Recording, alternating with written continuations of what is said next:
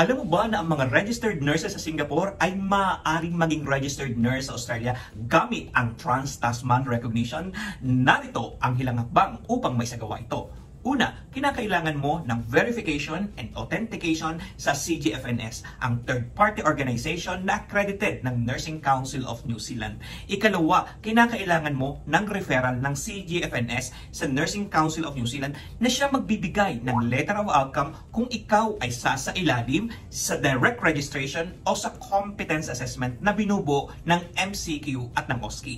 Huwag kang mag-alala sapagkat kung anumang referral ang ibibigay sa iyo ng Nursing Council of New Zealand, naririto ang RPS Migration sa pagtulungan ng Australian Certified Trainers na tutulong sa iyong registration. Ikatlo, kung ikaw ay registered nurse na sa New Zealand, atin ang gagamitin ang Trans-Tasman Recognition, ang kasunduan sa pagitan ng Australia at ng New Zealand upang i-recognize ang mga piling profession kasama na ang mga nurses upang makapag-practice sa dalawang bansang nabanggit.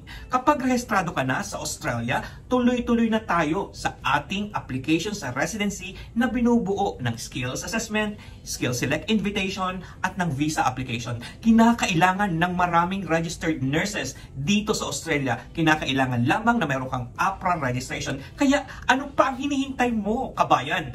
Mag-email na sa Australia at rpsmigration.com.au o mag-WhatsApp sa +61 415 831 158 kay RPS. Sulit ang visa mo!